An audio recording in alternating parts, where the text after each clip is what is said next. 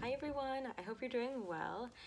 Sorry I haven't made a video in a long time, just life, and I kind of was overthinking YouTube and what I was doing with it and stuff, so I've kind of over the last year like refreshed my understanding of and I clarified my purpose for making YouTube videos and things, so I'll share about that more in another video. But I wanted to make a video real quick right now because a few friends have asked me about what we did to sleep train Shanti, our daughter, and instead of writing it down and sending it to different people and then doing questions, I thought I'd just make a video about it. So I have my trusty notes here, and I might refer to it a lot. So yeah, basically before we sleep trained Shanti, which I think we started at like 6-ish months old, I think. It was so long ago, I don't exactly remember. Or maybe it was 7-ish months, but I wish that we had started it sooner because now life is so much better and so amazing. And I have so much free time and I can go to the bathroom without having a baby falling asleep in my arms and things like that. And yeah, so basically what I discovered when I was trying to figure out how to deal with a baby falling asleep on you issue was that babies develop object permanence around age 6 months-ish, depending on your baby. Maybe some do earlier or later. But because they have object permanence, if they fall asleep in your arms with mommy or by the boob and they remember mommy and the boob or whatever, or the bottle, whatever it is, if they fall asleep in your arms at that, once they have developed that skill of object permanence, then when you put them down, and then they may wake up just a little bit because, you know, of that change or whatever, or maybe 10 minutes later, they wake up just a little bit. Because they're now waking up in a different environment, they're like, whoa, you know, it's just like if you wake up in the middle of the ocean instead of in your bed, you're like, what happened? Because they were by that warm milk and mommy's arms or whatever, and now they're in this strange place that's a crib and they don't know what it is, and they're like, what? This is crazy. And so then they freak out and cry for help because they're not used to where they fell asleep in. So just like it'd be crazy if we woke up in the middle of the ocean, for them it's like the worst thing ever.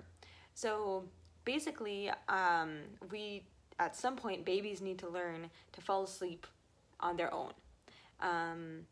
Otherwise, you know, in my case, I was a human pacifier, and it was just awful. Shanti was always asleep on me, and I'd spend hours. At some point, I would spend the whole day just trying to make sure she napped, and then she'd finally nap for like 20 minutes only, and she was napping on me, and I wouldn't be able to go to the bathroom. If I needed to pee or poo or whatever, I couldn't go to the bathroom. I couldn't move hardly. If I moved a little bit, then she'd wake up, and she was like such a light sleeper, and then eventually the boob just stopped working. Like she'd try for hours to fall asleep, and she would be sucking and sucking and sucking, and she was just so tired and trying to fall asleep, but it just wasn't working anymore. And so I was exhausted, she was exhausted. It just was a horrible situation, and I was ready for her to be able to take naps during the day. Thankfully, by the time nighttime came around, she was so tired that she would just drink milk and then like conk out, like literally like conk out, and it was so cute. So nighttime wasn't as bad. She would sleep pretty good over nighttime, but for naps, she just was so not able to fall asleep by herself. And, you know, I tried, put her down a little bit, but then she'd cry or whatever, and I didn't know what to do. So finally it came to a point where I was like, okay, enough is enough. And I basically was Googling like a lot of different things, and I was looking for like groups on Facebook about sleep and stuff. So, or maybe I saw an ad on Facebook for this group or something, but I found this group called Precious Little Sleep, and it was so helpful. Basically, before you join the group, you have to answer these questions, and at the time, I don't know if they still do this, but at the time, they had you read these articles on their website, this blog that talks about sleep, and it educated me about object permanence and how babies sleep is different than our sleep. Like they you know, instead of just sleeping through the night, pretty much, like they like wake up a little bit and then wake up, and but if they are comfortable with their surroundings, and they'll wake up and then just fall right back to sleep again, hopefully. So I learned a lot through that group. Just even through, before I joined the group, just reading their articles, I learned so much, and I'll link those down below in case you're interested to check it out. And then also once I was in the group, then I could ask questions and things, and that was really helpful. They also had information about how many hours a day a baby should sleep, and how many naps, and how much time they should be sleeping versus awake time and stuff. And so that was all really helpful and informative. I just checked their description for their group just before making this video, and they do ask that you like buy the book, and the questions are related to the book. So I'm not a huge fan of that, but I think if you read the blog articles, it should be good enough for you to be able to enter the group still, like be able to answer those questions. So I'll link those below. Even if you don't join the group, their written information that they have is super helpful. Okay, so basically the group, the Precious Little Sleep philosophy or group, says that you need to teach babies to fall asleep on their own, which requires them to be on their own. So instead of like laying down next to your baby and being like, okay, fall asleep, or instead of nursing them to sleep, they have to fall asleep on their own, basically. And some people refer to this method as like the cry it out method, but that idea is kind of terrifying. Like, you don't want your baby to just cry and cry and cry. So I thought of a new term after like months of thinking about this. I thought of a new term, which is let baby be. Just letting your baby be, and they can choose to cry, they can choose to not cry, they can choose to fall asleep, they can play, they can, they just be there in their bed, in their crib, and just eventually they will fall asleep. So yeah, now that there's kind of like all this background information, I am gonna, I'll just share like what we did.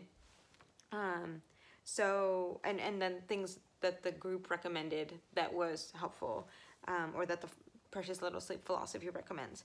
So basically one thing that's really important is to make sure to get rid of the connection and reliance on like milk or boob or bottle and sleeping. So like Shanti, for example, would only fall asleep at the breast, so we had to disconnect that because she was associating breast with sleep. But now we needed to make a new association that no, milk does not equal sleep, and sleep means being alone on your own. So they recommend to nurse or feed your baby 15 or 20 minutes before it's sleeping time. So we decided to start with naps first because that was where our issue was. And so I would nurse Shanti like 20 minutes before sleeping time, then like play with her or change diaper, whatever needed to be done, and then put her to sleep. And for that, I found it really, really helpful to get her really calm. I would talk in a very soft, calming voice, and I would keep that voice, and I still keep it every time now that's time for sleep. I still like talk in that like same soft way.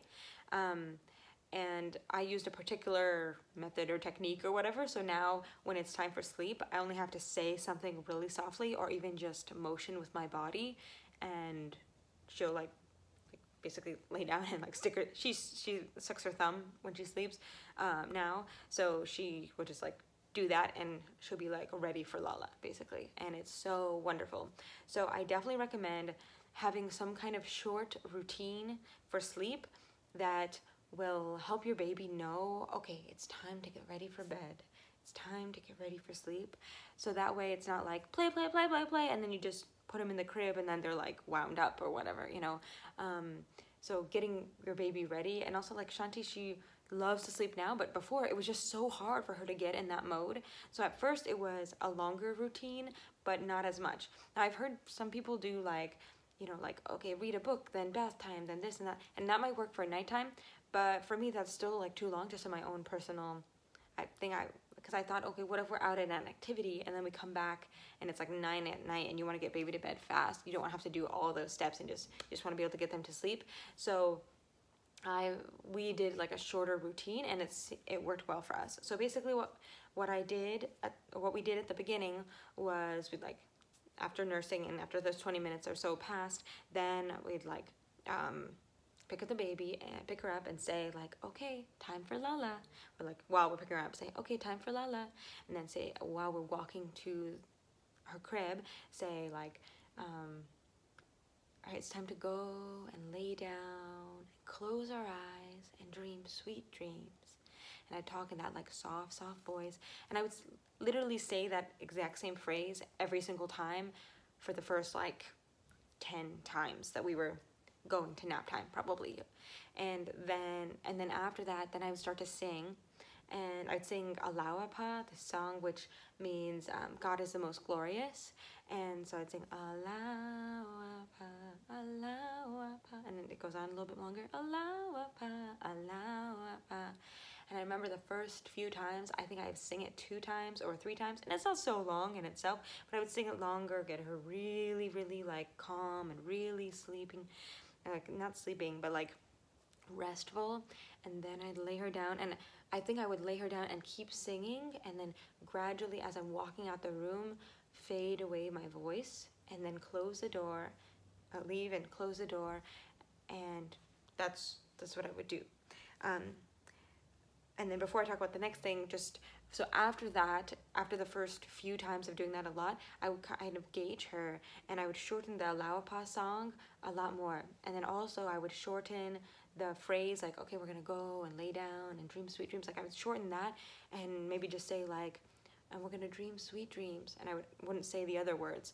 And then eventually I got it down to where I would just say, okay, time for Lala. And now I can even just say, okay, time for Lala, and not in the singy-songy voice, and she knows it's time. And sometimes we say time for sleep, or like I try to vary it sometimes, but after so many times like she gets the routine, and also the way that I pick her up, again, like it's in a more gentle way, so she gets the feeling of, okay, it's time for sleeping. And so now when I put her down, I don't even need to sing aloud or anything. Sometimes I just do it because it's just sweet, but my goal was to have her not be reliant on a certain way of putting her down, but to have a certain style of putting her down, so that she's not reliant on certain words or a certain song. Although we really didn't change a song, we just always did Alaba, but now she doesn't need a song at all to go to bed, and she doesn't need words at all, because I'll just pick her up sometimes and just bring her to bed, and she's used to it now.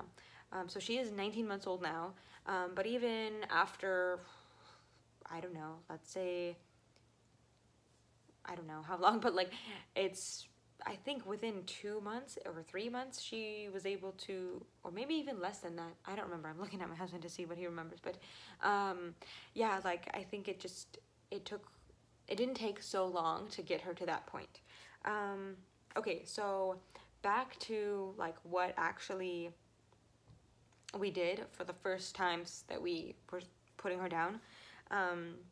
So after doing the little routine and then leaving the room and shutting the door, then I would set a timer for an hour, and the Precious Little Sleep Group recommends this.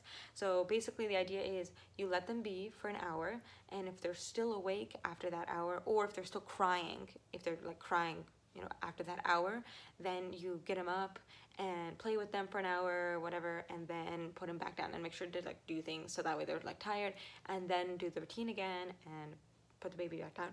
Set a timer for an hour again. So, and then hopefully the second time they'd fall asleep. Thankfully, we didn't have to worry about that, because the first time, that we put her down to sleep, she fell asleep after like 45 minutes, I think, thankfully. But those 40 or 45 minutes were so difficult. And I think this is the hardest thing about sleep training, is if your baby does cry, like cry it out. If they do cry, it can be horrible. You just feel like you're being a horrible parent or whatever at the time.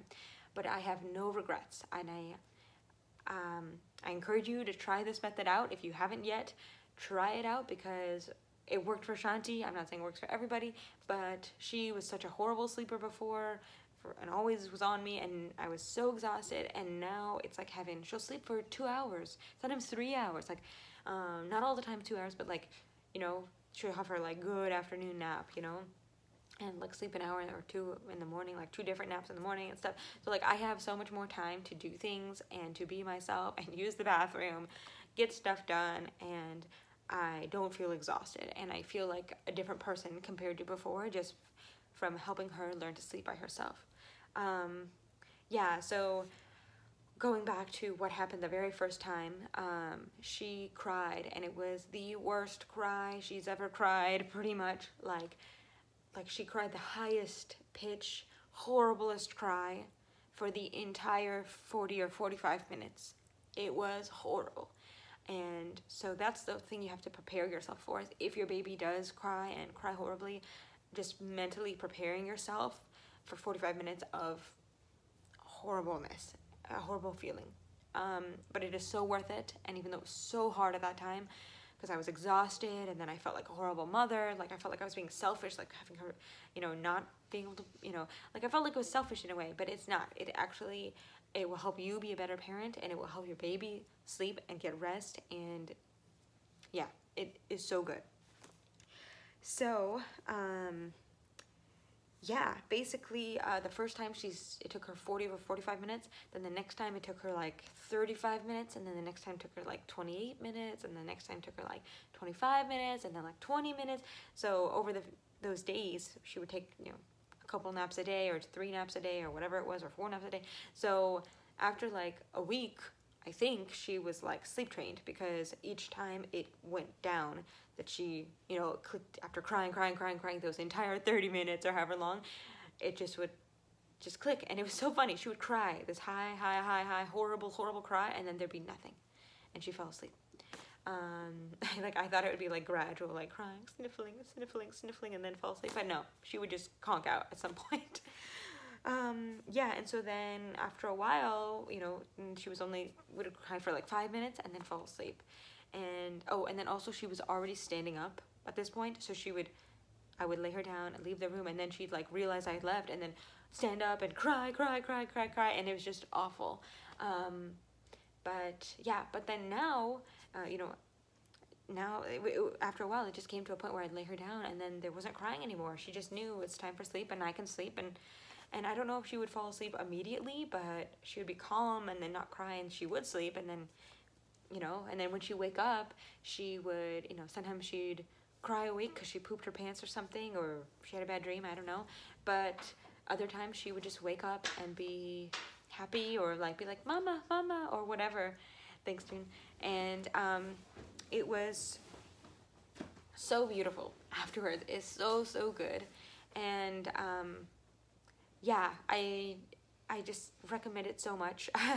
And I really think a secret to our success was that routine shortening, like making sure the baby gets really calm, really, especially if your baby's kind of like so observant and looking and stuff like all the time, like having a really active mind.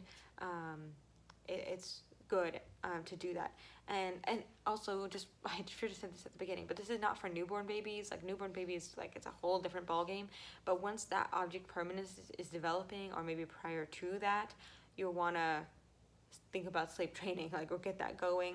So yeah, I would recommend like 4 months and after, or so. Maybe some babies it's like 3 months-ish. And I also have to say, Shanti slept amazing when she was younger and swaddled. Oh my god, she slept so good. And yeah, she slept so good in that swaddle that we had. But once she started rolling, we couldn't swaddle her anymore. We did this like half swaddle thing where like you could have one arm or 2 arms out, but they kind of still felt swaddled, but it wasn't as tight and didn't feel as comforting, and her arms were out. So that was really hard. And then she kind of got better, but then her object permanence was developing, so then it was like reverting again, like to like horrible sleeping, and the nap times were just not working, and she would only sleep on me. Yeah, so now I want to just share some tips that really helped us in addition to that routine shortening. And let me know if you have questions about the routine shortening. I don't know if that sounds confusing, but pretty much I just mean that like the manner in which you get the baby calm, and like the words you say, and the song you sing if you sing a song, but to make sure there is some kind of commonality with either your tone of voice or the words you say, or both. I recommend both actually, to like that, and then shorten that over time. So maybe at the beginning you're saying like 10 words or 15 words, or singing a song for 30 seconds or 2 minutes, but then you shorten it down, so then in the end you only have to do it for 10 seconds or maybe 0 seconds, because of just the way that you pick them up. they're used to it, used to it. But it is might be helpful to have some words or some song so that if there's another caregiver, like another parent or grandparents or babysitter or other people that are helping take care of your child later down the road, that it won't be so foreign that it's like, oh yeah, time for sleeping, we're gonna do this, like that, whatever it is, it's like they're kind of used to it, so that it won't be so hard when somebody else is taking care of the baby and you're not around.